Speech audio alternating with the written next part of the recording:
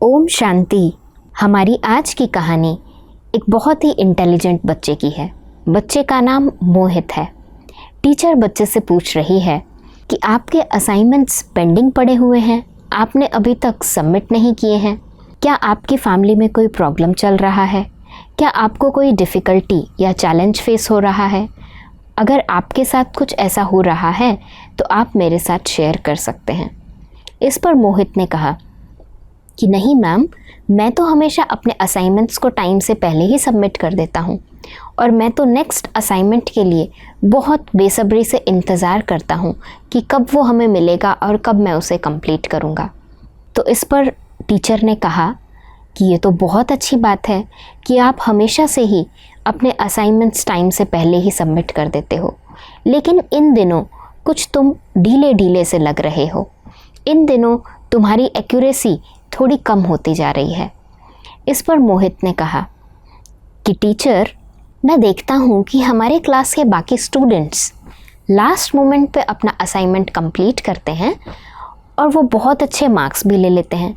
तो मुझे लगता है कि मैं इतना हार्ड वर्क क्यों करूँ? मैं भी बाकी बच्चों की तरह इन चीज़ों को ईजी लूँ, क्योंकि बाकी बच्चे बहुत ईजी रहते हैं और लास्ट मोमेंट पे अपना सबमिट भी कर देते हैं और मार्क्स भी अच्छे ले लेते हैं। इस पर टीचर ने बच्चे को कहा, क्या आपने कभी सन को देखा है, सूर्य को देखा है? तो मोहित ने कहा, हाँ, वो तो मेरा बेस्ट फ्रेंड है। मैं तो उससे पहले ही उठ जाता हूँ और घर के बाहर खड़ा हो जाता हूँ, क्योंकि जब सूर्य निकलेगा तो मैं उसका वेलकम कर सकूँ।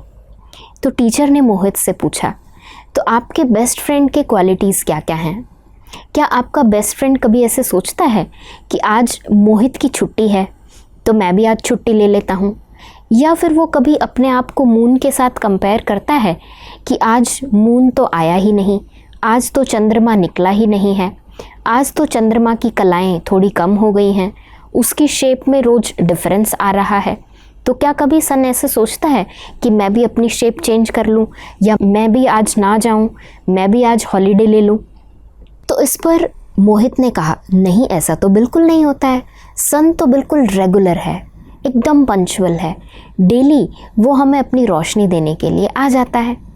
तो इस पर टीचर ने कहा, क्या सन कभी ऐसा सोचता है कि आज बहुत बारिश है, आज मैं ना आऊँ? तो इस पर मोहित ने कहा कि नहीं, ऐसा भी कभी नहीं हुआ है। फिर टीचर ने कहा, क्या आपको पता है सोलार सिस्टम में भी सन का जो पोजीशन है वो एकदम मिडल में है और वो अपनी ग्रेविटी से और अपनी लाइट से पूरे सोलार सिस्टम को मेंटेन कर रहा है? तो मोहित ने कहा, हाँ टीचर, ये बात भी बिल्कुल ठीक है। तो टीचर ने कहा कि मोहित, तुम भी हमारी क्लास के लिए इस सन की तरह हो, अर्थात सूर्य की तरह हो।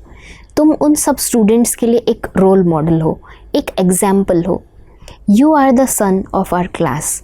अगर आप ही ढीले ढाले हो जाएंगे तो बाकी बच्चों को हम किसका एग्जाम्पल देंगे?